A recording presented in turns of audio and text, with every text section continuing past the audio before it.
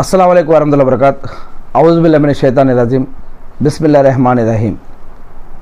శాపగ్రస్తుడైన సైతాన్ బారి నుంచి సృష్టికర్త అయిన అల్లాహ్ యొక్క రక్షణ, అల్లాహ్ యొక్క సహాయాన్ని రక్షణ వేడుకుంటూ ఉన్నాను. ఆమీన్. అల్లాహ్ యొక్క చివరి ప్రవక్త అయినటువంటి ప్రవక్త ముహమ్మద్ సల్లల్లాహు అలైహి వసల్లం గారిపైన శాంతి సేవకాలు కురిపించమని ఆ సృష్టికర్త అయిన అల్లాహ్ను ప్రార్థిస్తూ ఉన్నాను. ఆమీన్. ఈ యొక్క ప్రవక్త ముహమ్మద్ సల్లల్లాహు అలైహి వసల్లం గారు ఒకసారి ఒక విషయం తెలియజేశారని జాబిర్ రజల్లాహు గారు తెలియజేస్తూ ఉన్నారు. ఏం చెప్పారు ప్రవక్త ముహమ్మద్ సల్లల్లాహు అలైహి వసల్లం గారు అంటే, ఒకసారి ముహమ్మద్ సల్లల్లాహు అలైహి వసల్లం గారు ఒక చనిపోయిన మేక పిల్ల పక్క నుండి వెళ్తూ ఉన్నారు. ఆ చనిపోయిన మేక పిల్లను చూపించి, ఈ యొక్క మేక పిల్లను 1 దిర్హంలో ఎవరు కొంటారు, ఎవరు తీసుకుంటారని అడిగారు. అప్పుడు ముహమ్మద్ సల్లల్లాహు అలైహి వసల్లం గారితో ఉన్న శిష్యులు, ఓ ప్రవక్త ముహమ్మద్ సల్లల్లాహు అలైహి వసల్లం గారు, ఈ యొక్క చనిపోయిన మేక పిల్లను 1 దిర్హంలో ఎవరు కొంటారు ప్రవక్త? ఎవరు కొనరు, ఎందుకంటే అది చనిపోయింది కాబట్టి. మరియు దాన్ని ఉచితంగా ఇచ్చినా కూడా ఎవరు తీసుకోరు అని ఈ యొక్క సహాబాలు ప్రవక్త ముహమ్మద్ సల్లల్లాహు అలైహి వసల్లం గారిని చెప్తారు. అప్పుడు ప్రవక్త ముహమ్మద్ సల్లల్లాహు అలైహి వసల్లం గారు ఏమంటారంటే, అల్లాహ్ సాక్షిగా చెప్తూ ఉన్నాను, ఈ ప్రపంచం జీవితం కూడా అల్లాహ్ వద్ద చనిపోయిన ఈ మేకపిల్ల గురించి మీరు ఏ విధంగా అనుకుంటున్నారో అలాంటి నిత్యమైనది ఇది అని చెప్పడం జరిగింది అని ప్రవక్త ముహమ్మద్ సల్లల్లాహు అలైహి వసల్లం గారు చెప్పారు అని జాబిర్ రజల్లాహు గారు తెలియజేస్తూ ఉన్నారు. ఇది ముస్లిం హదీస్ గ్రంథం నుంచి తీసుకోవడం జరుగుతుంది. అంటే ఇక్కడ ఈ వివేకవంతులైనటువంటి విశ్వాసులు దీన్ని, ఈ యొక్క ప్రాపంచిక జీవితాన్ని హీనంగా భావిస్తారు. తెలివితేటలు కలిగిన అటువంటి వారు, స్వర్గ భాగ్యాన్ని పొందాలనుకునేవారు, నరకం నుంచి రక్షించబడాలనుకునేవారు, అల్లాహ్ని దర్శించాలనుకునేవారు, స్వర్గభోగ భాగ్యాలు పొందాలనుకునేవారు ఈ ప్రపంచాన్ని ఇలానే భావిస్తారని ఇక్కడ చెప్పడం జరుగుతుంది. వివేకవంతులు, విశ్వాసులు ఈ యొక్క ప్రపంచాన్ని ఒక హీనంగా భావిస్తారు. దీనివైపు చూడనైనా చూడరు. అంటే ఓ సోదరా, ఇక్కడ చెప్పడం జరుగుతున్న విషయం ఏమిటంటే, పరలోకంలో ఈ ప్రాపంచిక మనోకాంక్షలు, ఆశలు, అత్యాశలు ఏవైతే ఉన్నాయో, ఈ పరలోకంలో ఈ ప్రాపంచిక ఆశలు, మనోకాంక్షలు నిన్ను సర్వనాశనం చేస్తాయి. అందుకే అక్కడ ఐహిక ప్రేమికులకు మరి కఠినమైన శిక్షలమైన విధంగా శిక్షించడం జరుగుతుంది. మరి ప్రవక్త ముహమ్మద్ సల్లల్లాహు అలైహి వసల్లం గారు కుళ్ళిన సమాధిపై నుండి మరి ఇలా పక్క నుండి వెళ్తూ కూడా, ప్రజలారా రండి, ప్రపంచాన్ని చూడండి అని చెప్పారు. ప్రవక్త ముహమ్మద్ సల్లల్లాహు అలైహి వసల్లం గారు ఆ కుళ్ళిన వస్త్రం, కుళ్ళిన కళేబరాన్ని చూపెడుతూ, ఇది ప్రపంచం, ఇదే ప్రపంచం అలంకరణ, ఈ వస్త్రం వంటిది. ప్రపంచంలో మనకు కనిపించే అందచందాలు, మనకు కనిపించే భోగభాగ్యాలు, మనకు కనిపించే అధికారం, మనకు కనిపించే గర్వాహంకారాలు, మనకు కనిపించే ఆ యొక్క గొప్పలు, ఇవన్నీ కూడా ఈ చనిపోయిన, కుళ్ళిపోయిన ఈ యొక్క బాడీ పైన ఉన్నటువంటి ఆ వస్త్రం లాంటివే ఇవన్నీ కూడా. ఇక్కడ ఉన్నటువంటి ఈ యొక్క ఎముకలు, దుమ్ములు, కర్రలు ఏవైతే ఉన్నాయో, అంటే మరణానంతరం శరీరం కుళ్ళిపోతుంది, దుమ్ములు కూడా కుళ్ళిపోతాయి, వస్త్రం కూడా చిరిగిపోతుంది, అన్నీ కూడా నశిస్తాయి. ప్రపంచంలో ఏ వస్తువు శాశ్వతమైనది కాదు. అంటే అబూ హురైరా రజల్లాహు గారి కథనం ప్రకారం ప్రవక్త ముహమ్మద్ సల్లల్లాహు అలైహి వసల్లం గారు ఒకసారి నాతోటి, ప్రపంచం చూపెడతాను, నాతో రా అని అన్నారు. దానికి నేను సిద్ధంగా ఉన్నాను అని అన్నాను ప్రవక్త ముహమ్మద్ సల్లల్లాహు అలైహి వసల్లం గారితో. ప్రవక్త ముహమ్మద్ సల్లల్లాహు అలైహి వసల్లం గారు నా చేయి పట్టుకొని మరి మదీనా బయట అడవిలోకి తీసుకువెళ్ళారు. అక్కడ ఒక చోట కొన్ని పుర్రెలు చూపెట్టారు. ఆ పుర్రెలు, మలం, దుమ్ములు, చిరిగి ఉన్న బట్టపీలికలు ఇవన్నీ చూపించారు.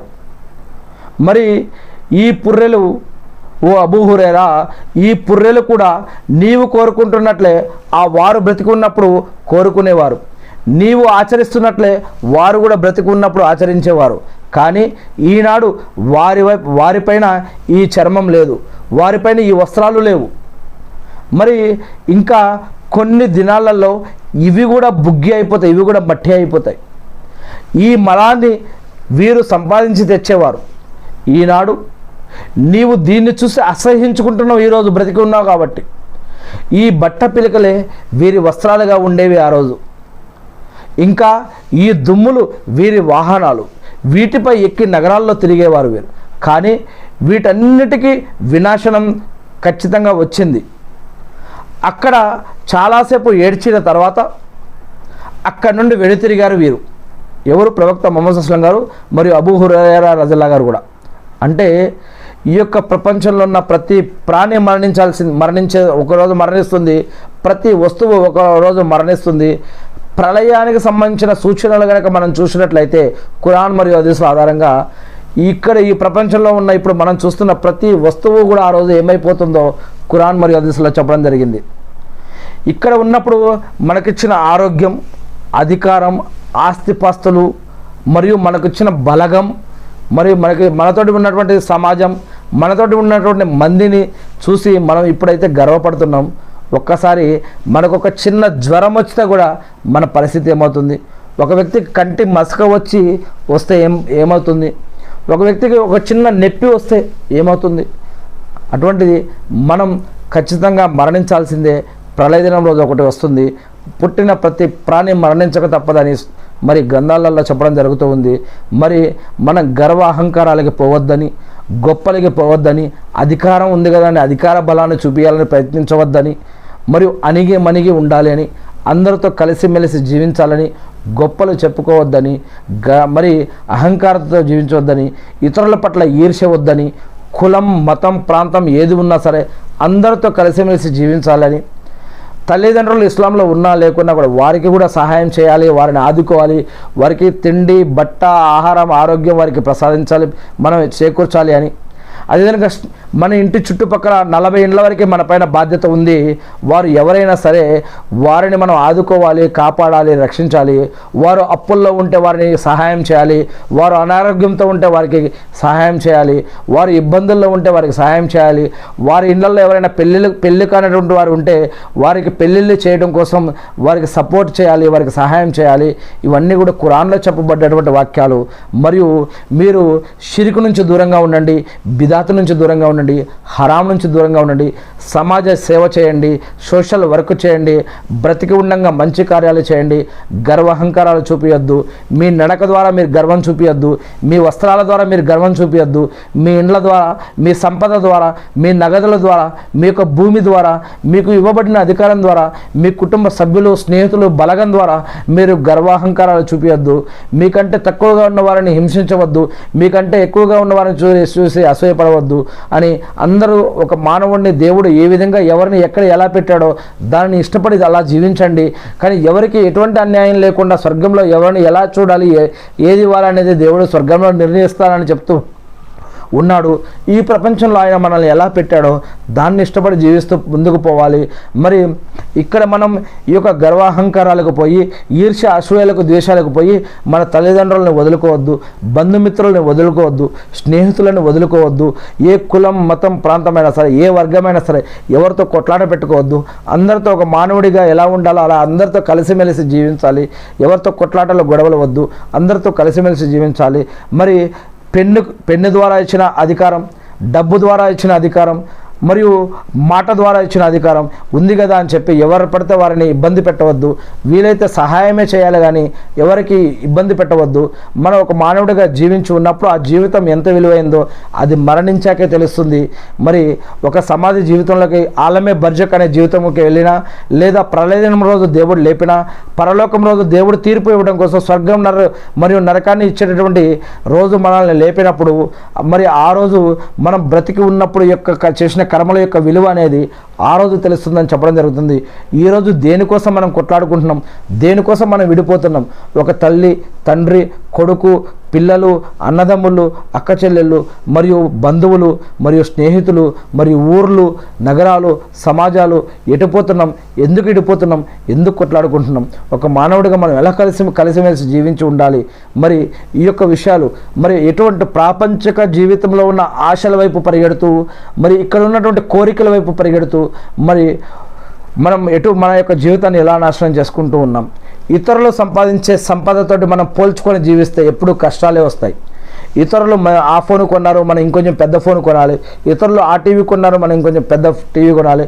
ఇతరులు అది చదివారు, ఇది చదివారు, మన పిల్లలు ఏం చదువుతున్నారు, ఎట్లా ఉన్నారని ఇతరులతో పోల్చుకోవద్దు. ఎప్పుడు దేవుడు మనల్ని ఎలా పెట్టాడో దాన్ని ఇష్టపడుతూ ముందుకు పోతూ ఉండాలి. ఎందుకంటే ఈ జీవితాన్ని దేవుడు డిసైడ్ చేస్తాడు, మనం కాదు డిసైడ్ చేసేది. మనం ఒకవేళ దేవుడు తక్దీర్లో ఎలా రాశాడో ఆ దారిలో మనం పోతున్నప్పుడు దేవుడు రాసిన ప్రకారం అది ఈజీ అయితే మనకి అది ఈజీగా ఓపెన్ అవుతుంది, కష్టమైతే అది క్లోజ్ అయ్యి మనకి వేరే దారి ఓపెన్ అవుతుంది. అందుకే ఇతరులతో పోల్చుకొని జీవించవద్దు. మనకి ఇచ్చిన జీవితాన్ని వృధా చేయవద్దు. గర్వహంకారాలు ముఖ్యంగా చూపించవద్దు. మనం ఎప్పటికైనా మరణించాల్సిందే. అందుకే అల్లాహ్ సుబ్హానహు వ తఆలా ఖురాన్లోను మరియు ప్రవక్త ముహమ్మద్ హదీస్ ద్వారా చెప్తూ ఉన్నారు, చావు చనిపోయిన తర్వాత మరి జరిగే కొన్ని విషయాల గురించి మనకు తెలియజేయడం జరుగుతుంది. అందుకే మీరు అప్పుడప్పుడు కబ్రస్థాన్ అంటే శ్మశాన వాటికలకి వెళ్ళండి అని చెప్పడం జరుగుతుంది. శ్మశాన వాటికలకి వెళ్ళొద్దని చెప్పట్లేదు, వెళ్ళమని చెప్తుంది. శ్మశాన వాటికల పక్క నుంచి వెళ్ళేటప్పుడు కూడా మనకి ఇస్లాంలో కొన్ని దువాలు నేర్పడం జరిగింది. పక్క నుంచి వెళ్తూ కూడా దువాలు చదవాలి మనం. అదేవిధంగా శ్మశాన వాటికలకి కూడా వెళ్ళాలి. ఎవరైనా చనిపోతే ముస్లింకి ఒక ముస్లింపై ఉన్నటువంటి హక్కుల్లో ఇది కూడా ఒకటి. ఎవరైనా ఒక వ్యక్తి చనిపోతే వారికి గుసలు చేపించాలి, కఫన్ తొడగాలి, దాని తర్వాత వారికి జనాజా నమాజ్ చదివించాలి. మరి జనాజా యాత్రలో పాల్గొని వారికి కబ్రస్థాన్లోకి వెళ్ళి వారిని దఫన్ చేసేంత వరకు కూడా మనం అక్కడ ఉండి మరి అల్హమ్దులిల్లా మనకి ఇటువంటి ఒక ముస్లింపై ఇంకొక ముస్లింకి పెట్టిన హక్కుల్లో ఈ యొక్క జనాజా హక్కు కూడా ఒకటి ఉంది. మరి ఆ యొక్క కబ్రస్థానికి వెళ్ళి మనం అక్కడ ఉన్నటువంటి సమాధుల్ని, అక్కడ ఉన్నటువంటి వ్యక్తులని మనం వారిని ఆరాధించకూడదు. వారిని ఆరాధించడం కోసం మనం పోవట్లేదు. ఎవరైతే మనుషులు అక్కడ చనిపోయి సమాధిలో ఉన్నారో, ఎవరైతే మనుషులు మరణించి అక్కడ సమాధిలో ఉన్నారో వారి కోసం బ్రతికి ఉన్న మనం అక్కడికి వెళ్ళి ఆలోచించాలి. ఏమని, మనం కూడా ఒకరోజు చనిపోతాం, మనం కూడా ఒకరోజు మరణిస్తాం, మనం కూడా ఒకరోజు ఈ యొక్క సమాధిలోకి వెళ్ళవలసి ఉంటుంది. మన పరిస్థితి కూడా ఇప్పుడు అదే ఉంటుంది. ఈరోజు మన యొక్క బట్టలు చూసి, నగలు చూసి, ఫోన్లు చూసి, టీవీలు చూసి, లేకుంటే ఇండ్లు చూసి, అధికారం చూసి, డబ్బు చూసి, మన యొక్క గొప్పలు చూసి, మన యొక్క ఆరోగ్యం చూసి, మన యొక్క తందూరస్తు చూసి, దీన్ని చూసి మనం గర్వపడకూడదు. ఒకరోజు మనం కూడా మరణిస్తాం, మనం కూడా ఈ యొక్క మట్టిలోకి వెళ్తాం, మనం కూడా ఎటు తిరిగి మరణాన్ని వచ్చి చూడవలసి ఉంటుంది. మరి మనకంటే ముందే ఎంతోమంది రాజులు, చక్రవర్తులు, పెద్ద పెద్ద మనుషులు, ఇంకా అధికారం, డబ్బు, హోదా, గర్వం ఉన్నవారు ప్రతి ఒక్కరు కూడా మరణించారు. ప్రతి ఒక్కరు కూడా మరి మరణించి మరి యొక్క మట్టిలో కలిసిపోయారు. మరి మనం కూడా మరణించవలసి వస్తుంది అనే విషయం గుర్తుపెట్టుకోవాలి. అనే ఈ యొక్క నీతిని నేర్చుకోవడం కోసం మనం కబ్రస్థానికి వెళ్ళాలి. ఇక రెండో విషయం, ఆ మరణించినటువంటి వారు ఎవరైతే ఉన్నారో వారి కోసం ప్రార్థించడం కోసం. అల్లా ఎవరైతే మరణించి నీ యొక్క దాసులు ఈ యొక్క అలావే బర్జక్ జీవితంలో ఉన్నారో, ఈ యొక్క సమాధి జీవితం గడుపుతూ ఉన్నారో వారు బ్రతికి ఉండంగా చేసిన మంచి కార్యాలు స్వీకరించి వారి పాపాలు క్షమించి వారిని రక్షించండి వల్ల వారిని ఈ యొక్క సమాధి శిక్షలు ఏవైనా ఉంటే వారిని ఆ సమాధి శిక్షల నుంచి కాపాడండి వల్ల అలా వారిని మీరు సమాధి శిక్షల నుంచి కాపాడండి వల్ల వారికి ప్రళయదినం రోజు మరి స్వర్గంలో కూడా వారికి రక్షించండి వల్ల వీరిని నరకం నుంచి కాపాడి స్వర్గభాగ్యాన్ని ప్రసాదించండి వల్ల అలా వీరు మానవుడిగా బ్రతికి ఉన్నప్పుడు వీరు చేసిన నమాజులు, ఉపవాసాలు, సదకా ఖైరాతులు, జకాతులు, హజ్జుమ్రాలు, దాన ధర్మాలు, మంచి పనులు ఏవైనా చేసి ఉండుంటే వాటిని స్వీకరించి వాటి ద్వారా వీరి యొక్క సమాధి శిక్ష నుంచి వీరిని కాపాడి నరకం నుంచి కాపాడి స్వర్గాన్ని ప్రసాదించండి అని ఇలా శ్మశాన వాటికి వెళ్తే గనక సమాధుల దగ్గరికి వెళ్తే బ్రతికి ఉన్నవారు ఆ యొక్క చనిపోయిన వారి కోసం ప్రార్థించాలని మరియు ఆ చనిపోయిన వ్యక్తుల కోసం వల్ల ఎవరైతే నీ యొక్క దాసులు మరి ఇక్కడ చనిపోయి ఉన్నారో వారి కుటుంబ సభ్యులు ఎవరైతే బయట బ్రతికి ఉన్నారో వారికి, వారి భార్యాభర్తలకి కానీ, పిల్లలకి కానీ, తల్లిదండ్రులకు కానీ, బంధువులకి కానీ, స్నేహితులకు కానీ బ్రతికి ఉన్న వారి యొక్క వీరిపైన ఆధారపడ్డ వారందరికీ కూడా మీ యొక్క సహాయాన్ని అందించండి అని ఈ విధంగా కూడా దువా చేయొచ్చు. మరి అందుకోసం మనం కబ్రస్థానికి వెళ్ళాలి. హిబ్రత్ అంటే నసీయత్ లేదా మనం ఉదాహరణ అంటే గ్రహించడం కోసం, మనం నసీయత్ పొందడం కోసం మరి మనం ఆ యొక్క కబ్రస్థానికి, శ్మశాన వాటికి వెళ్ళవచ్చు. అంతేగాని వాటిల్ని ఆరాధించడం కోసం మనం అక్కడికి వెళ్ళట్లేదు, మరి వెళ్ళకూడదు. ఆరాధించే ఉద్దేశంతో అక్కడికి వెళ్ళకూడదు. కానీ వారి కోసం, మనం బ్రతికున్న వారు దువా చేయడం కోసం వెళ్ళాలి. కొంతమంది మనకి పిల్లలు కావాలన్నా, లాభాలు కావాలన్నా, నష్టాలైనా అన్నీ కూడా అల్లా చేతిలో ఉన్నాయి. అల్లా ఇస్తే ఎవరో ఆపలేరు, అల్లా ఆపితే ఎవరు ఇవ్వలేరు అన్న విషయం ఖురాన్లో అనేక వాక్యాలు చెప్పబడ్డాయి. మరి కొంతమంది తెలుసో తెలియకో మరి కొంతమంది తావీజులని, బాబాలని, సమాధులని అడగడానికి ప్రయత్నిస్తూ ఉంటారని కొన్ని విషయాలు మనం వింటూ ఉంటాం. కానీ ఖురాన్ మరియు హదీసులు కనుక చదివితే సూరే ఫాతిహా మొట్టమొదటి సూర ఖురాన్లో కూడా 7 వాక్యాలు ఉంటాయి. ఆ 7 వాక్యాలు సూరే ఫాతిహా చదవకపోతే ఏ నమాజు కాదు. ఆ యొక్క సూరే ఫాతిహాలో చెప్పడం జరుగుతుంది, అల్లాని పొగడటం జరుగుతుంది, అల్లాని క్షమాపణ అడగడం జరుగుతుంది, అల్లాని సరైన మార్గం ఇవ్వమని అడగడం జరుగుతుంది, మంచి మనసులతో మనల్ని పెట్టమని అడగడం జరుగుతుంది, స్వర్గాన్ని ప్రసాదించమని అడగడం జరుగుతుంది. మరియు అక్కడ ఇంక ప్రత్యేకంగా ఇహ్దిన సిరాతల్ ముస్తకీం సిరాతల్ లదీన అన్అమ్త అలైహిం అంటే అల్లా మాకు కావాల్సిన దాన్ని మేము మిమ్మల్ని మాత్రమే అర్థిస్తున్నాం, మిమ్మల్ని మాత్రమే అడుగుతున్నాం, మిమ్మల్ని మాత్రమే ఆరాధిస్తున్నాం, మిమ్మల్ని మాత్రమే అడుగుతున్నాం వల్ల అంటే అల్లాను మాత్రమే అడుగుతున్నాం, అల్లాను మాత్రమే అర్థిస్తున్నామని చెప్తూ కూడా ఈరోజు చాలామంది మరి ఖురాన్ గురించి తెలియకనో మరి ఏ విధంగానో వేరే మార్గానికి కూడా మరి కొంతమంది ముస్లింలు వెళ్ళటాన్ని మనం చూస్తూ ఉంటాం. కానీ మనం ఇస్లా చేయమని చెప్తూ ఉన్నారు అల్లాహ్ సుబ్హానహు వ తఆలా ఖురాన్లో. ప్రవక్త ముహమ్మద్ సల్లల్లాహు అలైహి వసల్లం గారు కూడా చెప్తూ ఉన్నారు, ఎవరికైతే ధర్మ జ్ఞానం లేదో, ఎవరికైతే ధర్మం తెలియదో మీలో మీరు ఇస్లా చేయండి. అంటే మీలో మీ సోదరి మనలు, సహోదరులు, బంధుమిత్రులు, స్నేహితులు ఎవరైతే ఉన్నారో, ఎవరికైతే వారికి ధర్మ జ్ఞానం లేదో మీరు వారికి ధర్మాన్ని తెలియచేయండి అని మీకు అల్లాహ్ సుబ్హానహు వ తఆలా మరి మనందరికీ కూడా సరైన మార్గం ప్రసాదించుగాక. ఆమీన్. అల్లా మా అందరి యొక్క పాపాలను క్షమించండి వల్ల, మా అందరికీ కూడా స్వర్గ భాగ్యాన్ని ప్రసాదించండి వల్ల, మా యొక్క పాపాలను క్షమించండి వల్ల, మమ్మల్ని మీ యొక్క కంట్రోల్లో ఉంచండి వల్ల, మేము చేసిన తప్పులకే మిమ్మల్ని క్షమాపణ వేడుకుంటూ ఉన్నాం వల్ల మమ్మల్ని క్షమించండి వల్ల. అల్లాహు అక్బర్. అల్లా మొహమ్మద్ సల్లల్లాహు అలైహి వసల్లం గారి పైన శాంతి సేవకులు కురిపించండి వల్ల.